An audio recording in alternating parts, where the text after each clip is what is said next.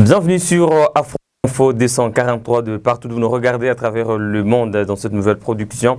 Nous revenons sur la situation sécuritaire dans le territoire de Béni, en province du Nord Kivu, dans l'est de la RDC, au lendemain d'une attaque perpétrée par les terroristes de l'IDF ayant coûté la vie à au moins 10 personnes dans le territoire de Béni.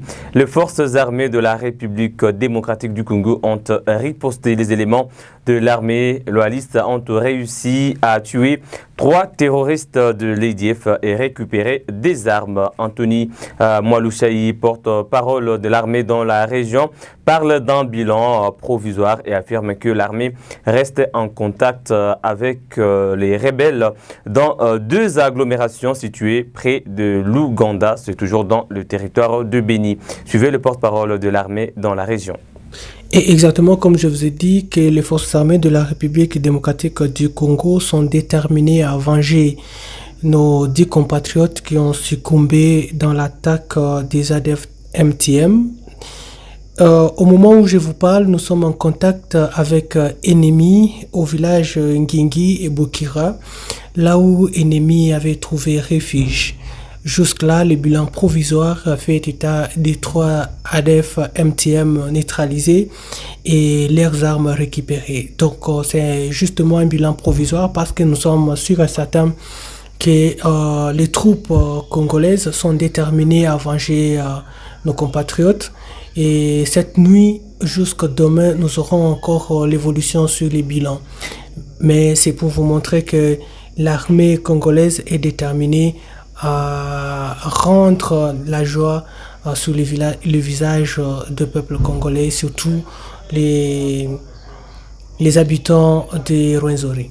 Je vous ai dit que nous ne négligeons pas les informations, les alertes, que ce soit dans les réseaux sociaux, bien que parfois ça ne tombe pas à 100% sûr, mais cette fois-ci, on est arrivé là où les rumeurs allaient parler d'Ngingi.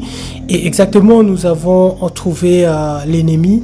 Et voilà, nous sommes entrés en contact avec le commandant adjoint des opérations Sokola 1 Grand Nord, était lui-même sur le terrain avec le commandant Axe Centre.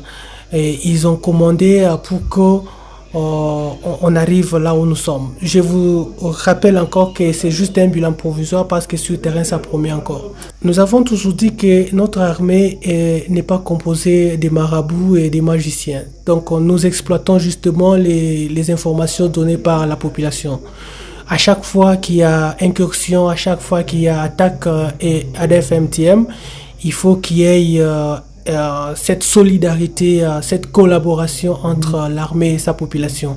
Voilà un exemple typique qui vient de donner un fruit palpable. Donc nous sommes juste en train d'exploiter ce que la population nous donne comme information. Ceux qui pensent que l'armée ne met pas en œuvre les alertes, bien que dans les réseaux sociaux, bien que ce n'est pas l'endroit approprié, mais on exploite le tout. On exploite, on met en œuvre tout ce qu'on nous donne comme information et puis voilà, le résultat est là.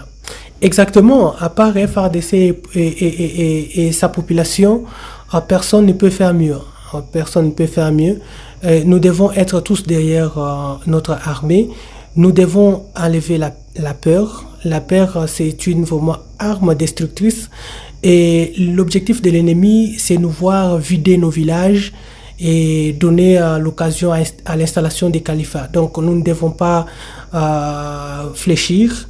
Nous devons montrer à l'ennemi que c'est notre terre, que c'est notre pays. Nous devons les défendre jusqu'au sacrifice suprême. Nous restons en province. Le gouverneur militaire du Nord Kivu a reçu lundi à Goma une mission de l'inspection générale des forces armées de la République démocratique du Congo venue s'imprégner de la situation sécuritaire en province et surtout l'évolution des opérations militaires. Je suis en tête d'une délégation composée de 2 officiers généraux et officiers supérieurs en mission de contrôle au Nord Kivu, province à l'état de siège. La mission va nous prendre quelques temps, une semaine, et on rentre à Kinshasa. Il y a les contrôles des opérations, l'inspection des opérations, l'inspection des commandements. Il y a des audits financiers, des audits sur le plan logistique, les contrôles d'efficacité dans tel ou tel domaine. Tout à l'heure, vous avez vu que nous étions en cercle de travail avec le gouverneur de province, le lieutenant général Constant Ndima. Nous lui avons exprimé les termes de notre mission proprement dite, et autour de ça, il a fait des recommandations. Et je pense qu'à ce niveau, les choses telles qu'elles sont en train d'évoluer, le travail proprement dit de l'administration commence demain. Et vous serez tenus au courant au fur et à mesure qu'on va évoluer.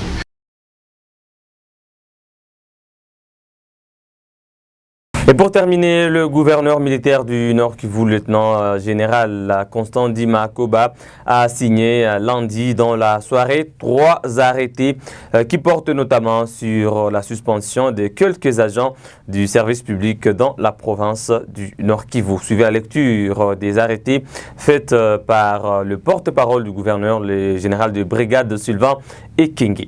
Son Excellence, Monsieur le gouverneur vient de signer au total 3 arrêtés que nous allons rendre publics. Vu l'urgence, arrête. Article 1er. Sont suspendus de leurs fonctions les personnes ci-après. 1. Monsieur Kombi Nepa, chef de secteur de Bapere. 2. Monsieur Kambere Kaongia Engeve, conservateur des titres immobiliers de la circonscription foncière de Lubero. 3. Monsieur Paluku Ndekesiri Teze, chef de division du cadastre de la circonscription foncière de Lubero. 4. Monsieur Kaindo Kandumvula Albert, chef de cellule de l'urbanisme de Lubero. Article 2. Pendant la période de leur suspension, les intérims seront assumés par les personnes ci-après. 1. Monsieur Maneno Kambakamba Saoussi, chef de secteur de Bapere. 2. Monsieur Paluku Malengera, conservateur de titres immobiliers de la circonscription foncière de Lubero. 3. Madame Kahindo Sokoni Aldegonde, chef de la division du cadastre de la circonscription foncière de Lubero. Et 4. Monsieur Kavusa Sikuliwa Mundu Apôtre, chef de la cellule de l'urbanisme de Lubero. Article 3. Sont abrogées toutes les dispositions antérieures contraires au présent arrêté provincial. Article 4. Le directeur de cabinet du gouverneur de province ainsi que l'administrateur du territoire de Lubero sont chargés, chacun en ce qui les concerne, de l'exécution du présent arrêté provincial qui sort ses effets à la date de sa signature. Fait à Goma le 4 avril 2022, Ndima Kongba Constant, lieutenant général, pour copie certifiée conforme à l'original, Goma le 4 avril 2022, le cabinet du gouverneur de la province Nord Kivu, Ovide Pierre Litté, directeur de cabinet. Fin de cette production sur Afro Info 243. Merci à vous de nous avoir suivis du début à la fin. On se fixe un nouveau rendez-vous d'actualité. N'oubliez pas de nous laisser un commentaire, un j'aime, partager la vidéo à d'autres milliers de Congolais de partout, tout le monde. Si vous n'êtes pas encore abonné à la chaîne, faites-le dès maintenant. Il suffit tout simplement de cliquer sur s'abonner, activer la cloche des notifications pour ne rien rater de nos prochaines productions. À très bientôt.